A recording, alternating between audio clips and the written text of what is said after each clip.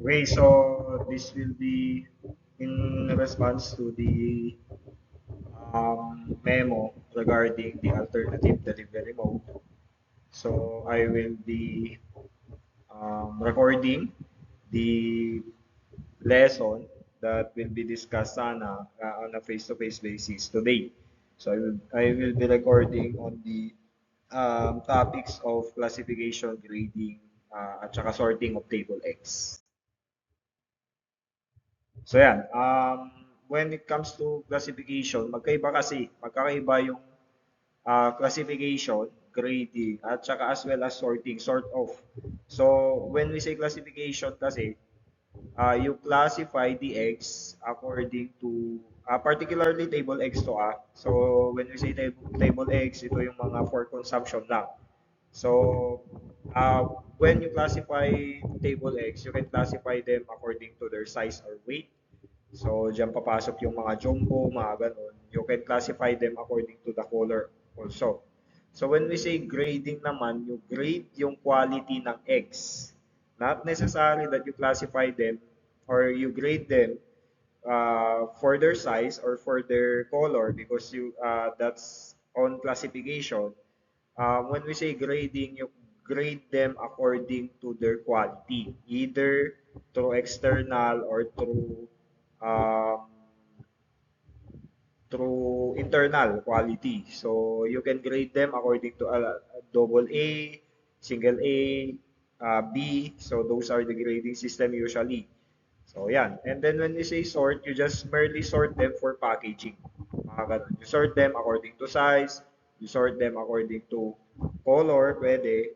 So more on convenience na when you sort them in order for you, like for example, if you want to sell a dozen of eggs na small, then you sort them according to size. If you want to sell a dozen of eggs according to color, then you sort them according to color. Okay, so it is more on the marketing, it is more on the transportation side when we say sorting. Okay, so alam na natin dapat yung pagkakaiba ng classification, grading, and sorting of table eggs.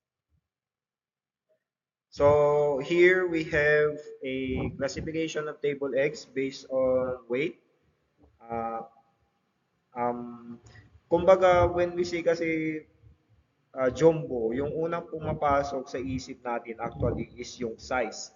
Because there's a direct correlation naman talaga uh, of the size and the weight of the egg. Okay, laging tatandaan yan.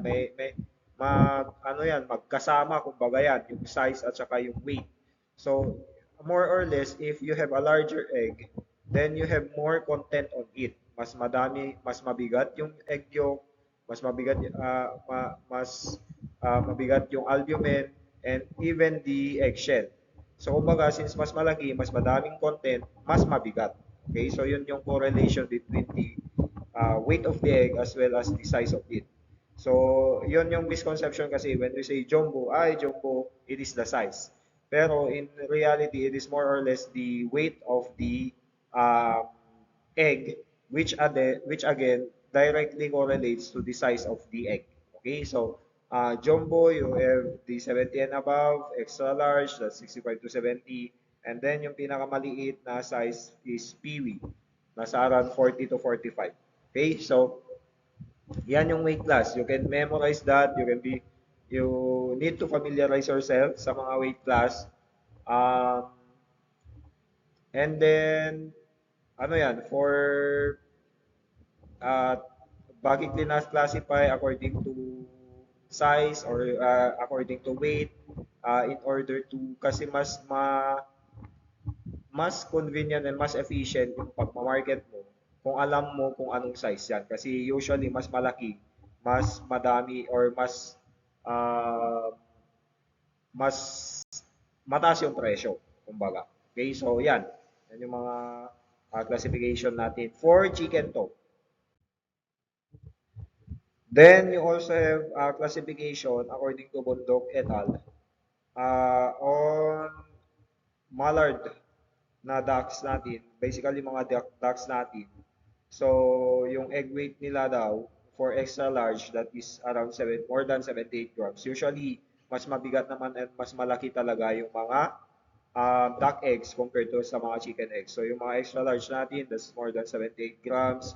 For large natin, that's around 68 to 78 grams.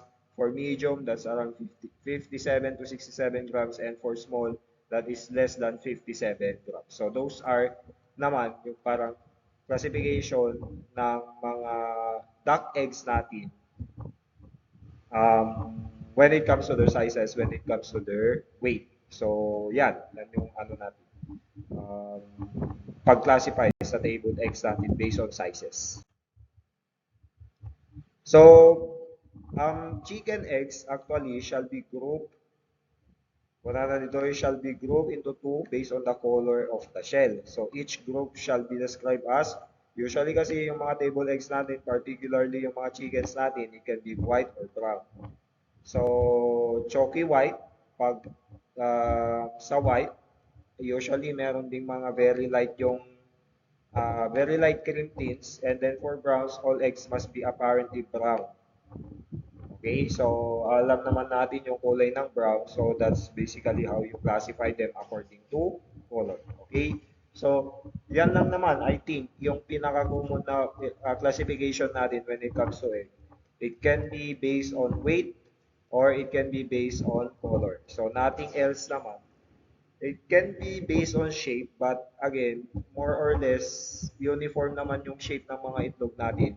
Uh, Aside from rare cases that it cannot, that merong mga iba yung shape, then they can be considered, sa grading na yun kasi, sa external quality na. Pero yan, yung mga classification natin of table eggs.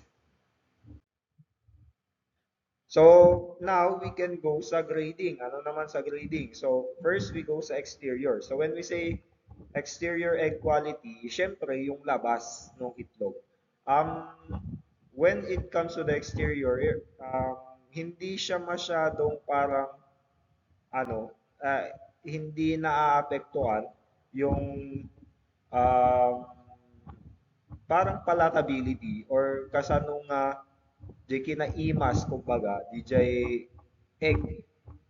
So kahit naman na medyo hindi maganda yung exterior, pag krinak open mo pa rin naman yan, itlog at itlog pa rin yan. Pero again, um, some consumers prefer na maayos tignan yung mga itlog na binibili nila.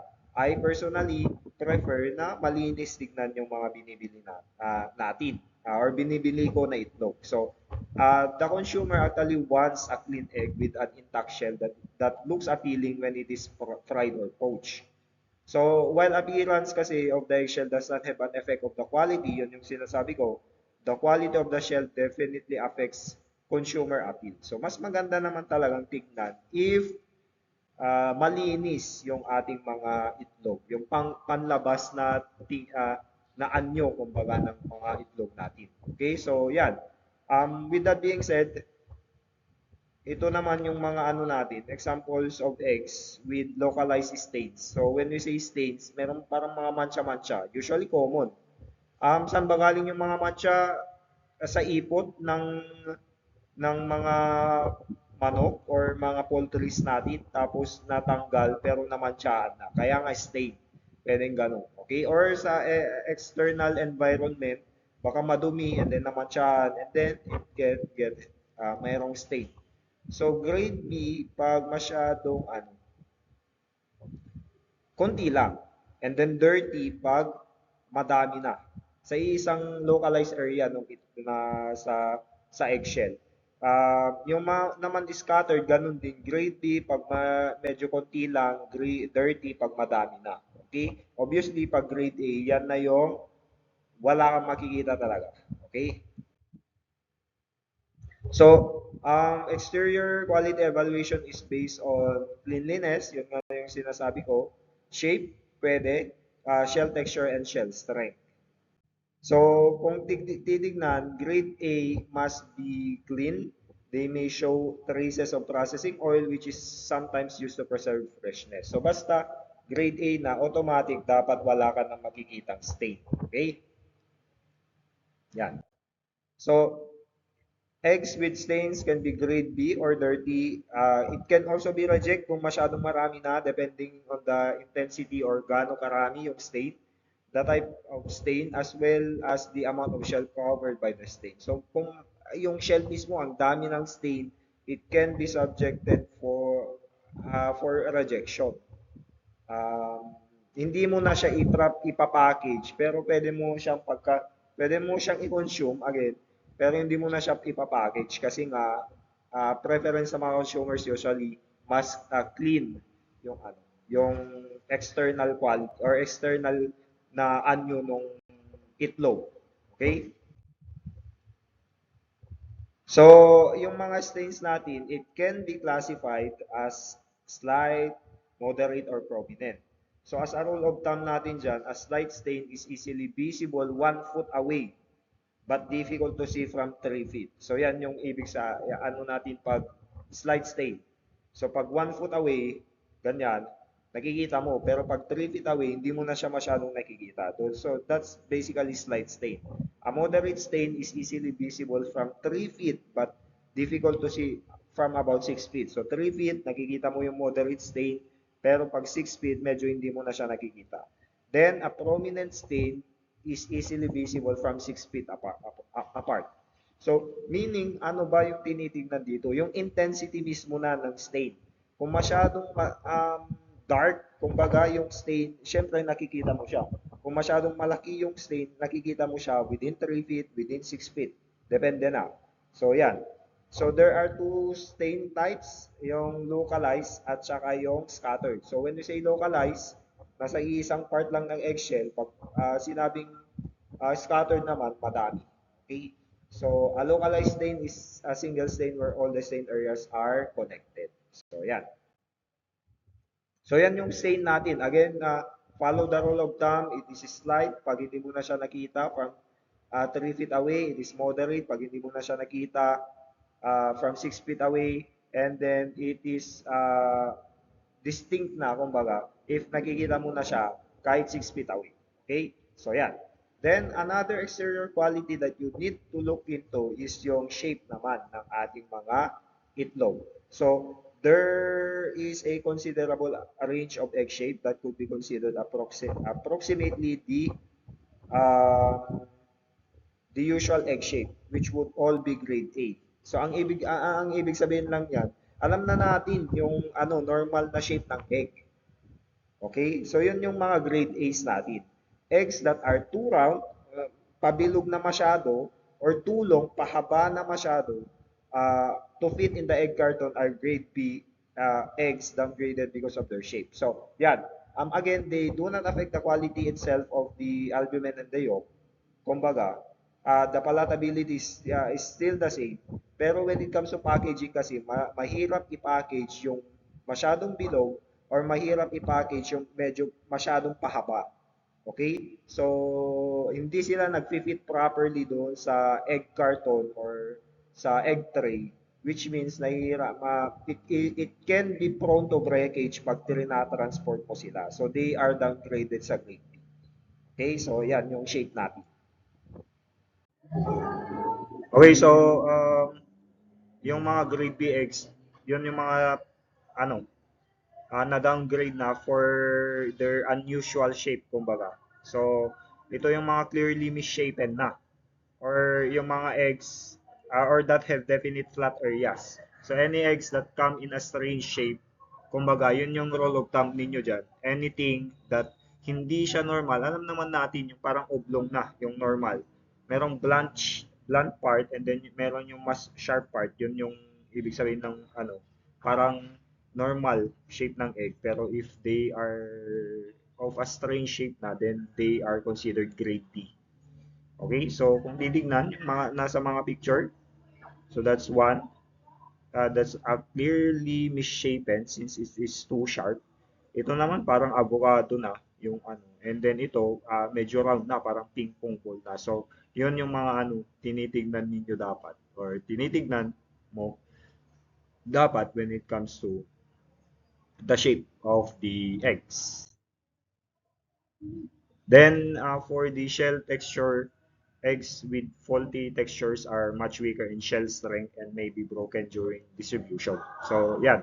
Um, ang texture naman, although hindi naman siya entirely smooth, when it comes to, meron kasing tinatawag na calcium deposits. So, yun yung mga parang nagpaparaf doon sa texture ng ating mga eggs. So, it can compromise yung shell strength and it is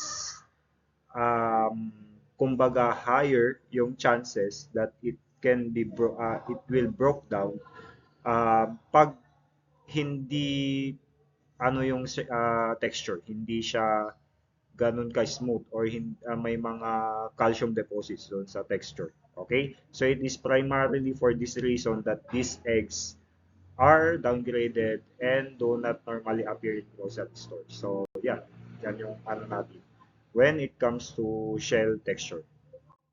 Ano? Shells with large calcium deposits greater than 1/8 of an inch in diameter are considered grade B. So these are the ones na nagpaparaf ng texture. Grade A eggs are allowed smaller calcium deposits. So yung rule of thumb dyan is that if you were to pull your fingernail across a calcium deposit and there would be a good size hole, if it came off, it would be classified as grade B. So yan. So pag tinanggal mo daw yung grade A ay yung calcium deposit and the malaki yung indentation, then that is considered as grade B kung masyadong malaki na yung calcium deposit na yun. And then kung masyadong maliit yung calcium deposit, then it can still be considered as grade A. Okay? Pero yung pinakamaganda talaga is walang calcium deposit. Okay, so kung titignan, ito yung example ng grade A na egg with small calcium deposit lang. So makikita ba, maliit lang compared dun sa dun sa previous slide na masyadong malaki na. So kung masyadong malaki kasi yung calcium deposit, then it can compromise yung eggshell strength and this can lead to more or less mas higher yung chances that it will break during transport. So when it comes to calcium deposit, there is no standard for the number. So therefore, eggs with small calcium deposits over the entire shell may be classified as grade A if otherwise qualified. So yan, wala namang rule of thumb or wala naman parang na ano when it comes to set standards when it comes to gano'n ba karami yung calcium deposits. So as long as maliit siya and then it will not make a hole pag tinanggal mo siya, then more or less it's still considered as grade A. Pero again, yung pinakamaganda pa rin is yung smooth. Then we have an example naman ng parang ridges. So aside from calcium deposit, when it comes to the shell texture, ridges can also result in weakened shell. So kung makikita dito sa picture, makikita, you have ridges here. So again, hindi siya normal. Okay? So pag meron nang nakitang ganyan, then it will be downgraded into grade B. So many eggs have smaller ridges and most of these should be classified as grade A. Pero pag masyado nang madami or masyado nang malaki yung ridges, so then it can compromise yung strength integrity ng eggshell which can be prone to breakage ulit. Then again, it will be downgraded. So kung titignan yung pattern, yung mga tinitignan sa exterior quality is not necessarily parang will affect yung quality or palatability ng isang egg when you consume it, but more on leaning towards sa um, ano nito, parang sa transportation and packaging. Kasi pag hindi maayos yung external egg quality, kung hindi maganda yung external egg quality, then it can lead to breakage, it can lead to um, uh, it can lead to ano, parang mas mahirap i-transport kumbaga. Okay, so yan. So those eggs with large ridges, however, again, are grade B. Related condition is shell roughness without distinct ridges. So yung nasa itong part na to. So it is common, however, to see both conditions on the same egg, and then yun, it should be grade B na talaga. Okay, so yan. Then you have body checks. So when we say body checks, these are another type of faulty shells that results in downgrading of eggs. So body checks are eggs which were cracked when the shell was being formed in the hen's body, then partially calcified over time, repairing the damage before being laid. So parang nag-crack doon sa body ng hen mismo, and then ni-repair ulit. Parang na-calcify ulit, meron nag-form ulit na eggshell. Pero distinct na, makikita mo na talaga. Itong part na to is considered as ano na, body checks. Okay, so yan. Um, hindi na siya normal, kumbaga. Hindi siya normal, so it can be just like the other ano natin, ridges or yung calcium deposit, it can compromise the strength of the eggshell, or it compromise the strength of the eggshell, which will lead into um, uh, breakage, kumbaga. Okay? So, frequently an egg with a body checks looks cracked, but it is actually still intact. Yun nga, kasi nga nag-crack siya during the formation doon sa mismong body ng hen, pero na ano siya, nag-calcify. So, yan. The shells thus remain weak, however, so commercially these eggs are removed and not sold as stable eggs. So, masyadong weak na yung eggshell that baka sa transportation maaano pa rin, mako-compromise or mababasag yung itlog. Okay? So, with some body check eggs, the cracks are not as visible, but they can be identified by the bulge in the shell shape. So, kung titignan, meron din yung hindi masyadong kita yung body checks, pero kung titignan, merong bulge dito. So that's still considered as a body shape, and it also compromises yung shape ng ating egg. So talagang downgraded into grade B na to. Okay? So yeah. So a shell should appear thick enough to withstand reasonable handling without breaking. So dapat when it comes to shell thickness, yung mga grade A's natin must have thick shells with no thin spots.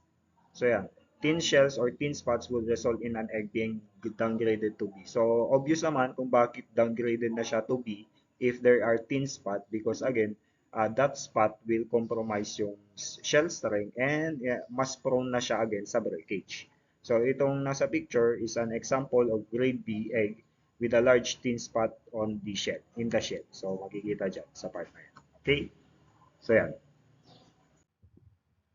Okay, so eggs can also have small weak shells in one area of an egg, such as an egg in which has a weak area or window na tinatawag in the shell at the large end. So ito yung large end nung usually yung blunt side yung large end.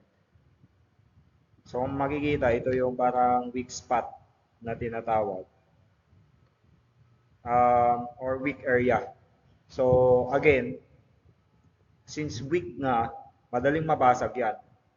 So, yun yung mga or yun yung dapat mong tignan when it comes to shell thickness. So, self-explanatory naman, if it is too thin, kumbaga, if it is uh, too thin compared to the rest of the eggshell, makikita mo naman na mas thinner dito, then it can be considered as grade B, and it can compromise yung strength or integrity ng shell. Okay, so yeah. So as a parang summary on all of that, ito yung mga ano natin, mga factors na tinitingnan natin again when it comes to external egg quality. So you have your stain, you have your adhering dirt or foreign material on the egg, you have your egg shape, shell texture, ridges, shell thickness, and then yung body checks. So, again, ito naman yung mga kailangan yung or parang rules when it comes to it. So, paano ba i-grade yung isang itlog when it comes to grade A, grade B, or paano mo ba, ano ba yung mga factors na dapat mong tinitignan when you are going to reject yung egg na yun. So, like for example, hindi na naman natin isa-isahin since nasabi ko na rin naman, like for example sa egg shape. So approximately the usual egg shape dapat, so grade B na if unusual or the side is misshapen. So i-reject mo yung isang itlog if meron ng stains, prominent stains, slightly or moderate stains, yan covering yung uh, um, most of the area of the egg, then it can be considered as reject na. Okay, so yan yung mga factors that you need to consider when it comes to exterior egg quality and how do you grade them. Yeah. So now we go naman sa interior egg quality. So the grade based on interior egg quality can again still be double A, single A, and then B. Or pwede ring inedible. Dito na papasok yung inedible. Kasi nga sa exterior egg quality, hindi mo naman kinakain yung eggshell. Maliban na lang kung gusto mo, then go for it. Pero again, most of the time, consumers will eat yung internal content ng egg. So, dyan papasok si thick albumen, si yolk, si nandito din yung blastocyst wherein yung embryo tutubo pero hindi na siya since stable egg, infertile na yan, pero again, yan yung content ng isang itlog. So, to evaluate the egg contents without breaking them out of the shell, candling is used. Okay, anong ba yung candlings? Iilawan mo. So, iilawan mo yung itlog para makita yung, hindi naman totally makita yung content mismo ng egg since you still need to break the egg in order for you to assess properly yung internal egg quality. Pero in order to save the egg and para hindi ka malugi naman, alangan naman i-break mo lahat, iilawan mo. So diyan papasok yung candling na tinatawag. So to understand the criteria used in this evaluation, it is important to have a knowledge of the parts of an egg. So again, you need to kahit ilawan mo naman yung itlog, kung hindi mo naman alam kung ano yung titignan mo doon sa internal content ng itlog, wala rin silbi. So you still need to have knowledge on the parts of the egg in order for you to properly grade the eggs internally or according to its internal quality. So with that being said, ito yung mga factors that you need to consider when it comes to the table eggs. So first, air cell. So it should be double A if it is 1/8 inch or less in depth. Ang ibig sabihin kung mas maliit yung air cell, um, mas mataas yung quality. So like for example, if it is grade B, more than 3/16 inch in depth. So meaning masyadong malaki na yung air cell. Ano ba yung indication kasi ng air cell? So kung like for example, yung itlog, yung freshly laid egg, maliit lang yung air cell. That is because wala pa siyang masyadong time or wala pang masyadong time yung itlog para pumasok yung mga oxygen or air into the egg itself. Remember, yung egg naman, hindi naman siya totally solid. Porous yung tawag doon. So, merong mga micro openings yung mga itlog wherein air can go inside the egg. So, if it is freshly laid, syempre, the air do not have enough time or short lang yung time para pumasok or wala pa masyadong walang time kumbaga. Walang chance na may papasok na air doon. Kaya maliit lang yung air cell. Pero pag hindi na siya freshly laid, like for example, 1 week na siyang naka-store, then lalaki at lalaki yung air cell. Kasi nga, mas madaming time na pwedeng pumasok yung air. So, lalaki at lalaki yung air cell. That is why, that is the principle behind yung pinapalutang nila sa tubig yung itlog and then tinitignan kung ano yung fresh, ano yung hindi fresh. Kasi pag fresh yung itlog, dapat lulubog yan. Kasi nga konti lang yung air cell. Pag hindi fresh yung itlog, since malaki yung air cell, ano yan, mag-float yan. Okay, so yun yung rule of thumb ninyo when it comes to freshness. So yan, again, mas malaking air cell, mas mababa yung quality, mas maliit na air cell, mas malaki yung quality. Then when it comes to white or yung albumin, dapat clear and firm. So makikita talaga yan. Pag crack open mo yung fresh na itlog at saka yung na-store na for how many weeks, mas firm talaga yung albumin ng freshly laid egg. Compared sa mga grade B natin, clear, maybe weak and watery, medyo wala na siyang form, kumbaga. Okay? Then for the yolk, outline is slightly defined. Ang ibig sabihin niyan, you can define yung or yung outline ng isang yolk doon sa albumin mismo. So sa grade B naman, outline clearly visible. Okay? So mas visible na yung outline ng grade B. Then for blood spots, dapat walang blood spot. Okay? In order for it to become double A or single A grade. Grade B na pag madaming blood spot. Okay? So yan. So yan, yung tinitignan when it comes to that. Kung meron ng blood spot, then it is considered grade B. So, yan naman sa anong tawag nito, sa albumin.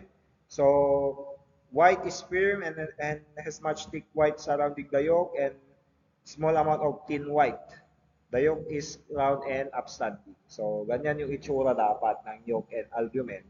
And then, kung titignan, yung pattern dyan, medyo plump or mas plump yung um, double grade A na itlog, which means mas maganda yung quality compared dun sa grade B. Yung grade B, flat na talaga or mas flatter, kumbaga. So, ano yan, kaya nga sa pag-determine ng egg quality, ng internal egg quality, mini-measure pa yung yolk height, yung albumin height, kasi I guess the higher yung yolk, yung mas mataas yung value ng height, then mas maganda yung ano. Kasi kinocompute yan doon sa what we call as Fu unit, yung kinompute ninyo doon. So, nako-compute yung albumin index doon and then yung albumin height, which is kailangan na mataas, kumbaga. Okay, so yan. Yan yung ating grade A, single A, and grade B. Now, again, yung sinabi ko kanina, you need candling in order to determine yung air cell as well as the content of the egg without actually breaking it. So, paano ba mag-candle? Candling is done in a dark room with the candle light turned on. So, to candle an egg, hold it up to the candle with the large end against the light. So, meaning yung large end ng itlog mismo yung ikakandel mo. Okay? So, yan. And then kailangan it is on a dark room. It is best to hold the egg between your thumb and first two finger. If you feel you may drop the egg, place your other hand underneath to catch any eggs that may drop. So, ang ibig sabihin lang, you need to firmly grip your eggs when candling. So, it is advisable that you use yung standard talaga na candling, yung mataas talaga, yung lux, kumbaga, or yung ilaw. Hindi pwede naman yung mga cellphone pero again, if you want to properly see yung content, then you need yung candler talaga. So, with the egg at the slight angle, turn your wrist first one direct and then the other. This will cause the inside content of the egg to whirl. Meaning, hindi naman iikot pero gagalaw yan. So, repeat the procedure with the small end of the egg against the light. This procedure will allow you to determine if a meat or blood spot is present in the egg. So, makikita. So, like for example, sa picture, makikita na mayroong parang blood spot. So, this will immediately make an egg a reject egg and no other evaluation is needed. Okay? So, yan. Yan yung kailangan. Aside from that, makikita din actually yung air cell. So yan yung air cell. If no blood spot or meat spots are detected, return the large end of the egg in the light and observe the size of the air cell. Typically, but not always found in the large end of the egg. So usually, yung air cell nasa large end. Ano nga ba yung large end? Kung makikita dito sa picture kasi, ito yung parang blunt or large end na tinatawag. Yung mas rounder, yung and then ito naman yung sharp na tinatawag. Sharp end. So, the size of the air cell typically determines the grade as either double A, single A, or single B according to USDA standard. So, again, yung sinasabi ko, tignan tignan yung size ng air cell, double A, single A, or single B. So, makikita naman. Okay, so yan. Then, eggs with air cells less than 1/8 inch deep are grade AA. Eggs with an air cell greater than 1/8 inch but less than 3/16 inch are grade A. And then anything greater than 3 of the 16th inch is a grade D. So, yeah, makikita na. Kung masyadong maliit, yan. Yan part na to. And then, kung mas malaki, and then kung masyado na malaki, then that's basically grade. Okay, so yan. Again, in-explain ko na rin naman kung bakit or yung principle kung bakit pinapalubog, yung nilalagay sa tubig yung mga eggs to determine the quality or the freshness. That is because of the air cell. Kung mas malaki yung air cell, mas mag-float yung itlog. So with that, that's how you grade your eggs. So we now go sa sorting. Again, yung sorting na sinasabi ko kanina, it is more or less parang classification, but you are sorting it in order for your convenience and efficiency of transporting as well as marketing the eggs. So egg sorting is a process of categorizing table eggs based on various characteristics such as size, weight, color, shape, and quality. Again, more on leaning towards marketing na to. So this process is essential for ensuring that only eggs meeting specific standards are packaged and sold to consumers. So, yan. Okay, so first collection. So, hindi naman I will not go into deep discussion naman when it comes to collection since it is more or less a topic for the management. Pero eggs are collected from the laying hen's nest and transported to the sorting area. It is only crucial to handle the eggs gently to prevent damage to the shells which could affect their quality and marketability. So yan naman ang principle. You need to handle them properly in order not to break the eggs when it comes to collecting. Okay, so kasi if you break the eggs or meron ng crack sa egg, then hindi mo na siya pwedeng sabihin na or hindi mo na pwedeng i-market siya. Kasi compromise na.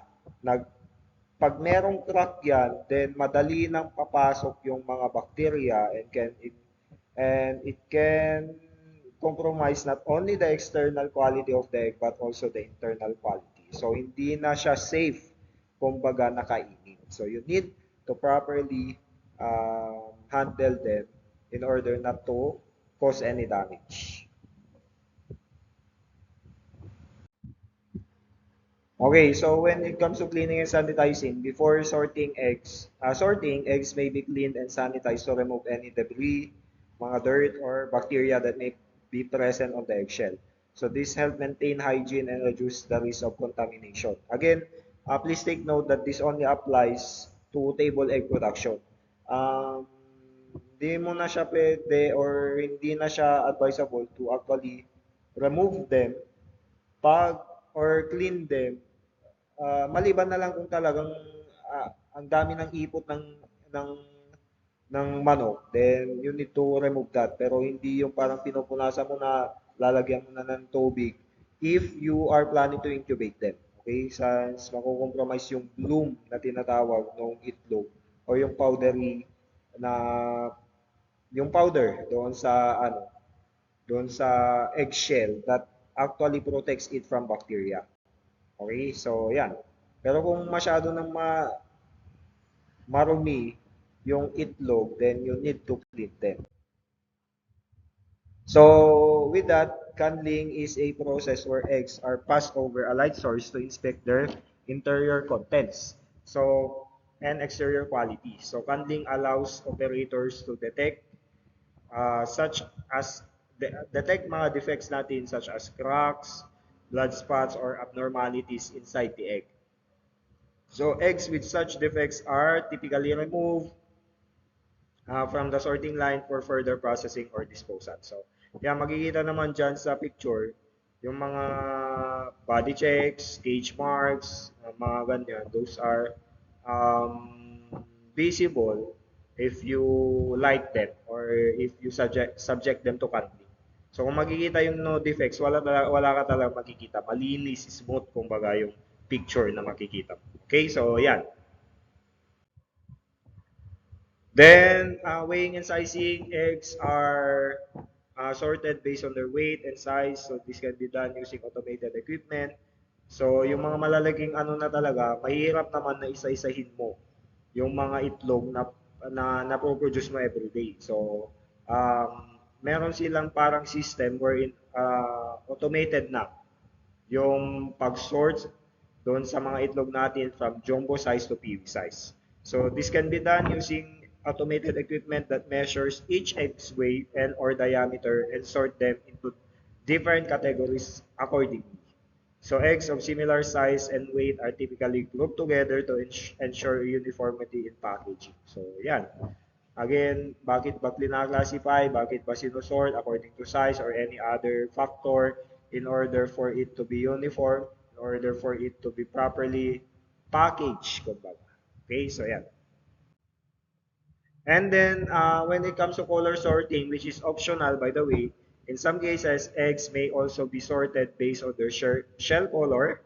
So this is particularly relevant for specialty eggs such as brown eggs or eggs from specific breeds of chickens. So automated equipment can be used to sort eggs by color ensuring consistency in appearance. Ang ibig sabihin niyan, it is more or less ano na, optional to sort them since hindi naman ganun or some studies say na hindi naman not significant naman yung color of the eggshell when it comes to the quality. So, certain breeds or strain ng mga like for example chicken will produce brown eggs, certain breeds will produce a white egg, but all in all, they have objectively the same taste naman. Yeah. And then last will be on the quality grading. Eggs may also be graded again or sorted based on their quality with grades ranging from AA, single A, and B. Grading criteria typically includes factors such as yung sinabi ko kanina, yung mga diniscuss ko kanina, shell cleanliness, shape, and interior quality. So eggs are graded manually or using automated systems based on these criteria. So yan yung ano natin when it comes to sorting of table eggs. So with that, thank you for listening. And I will upload this sa YouTube and then will upload it sa MBL. So please watch yung video lecture.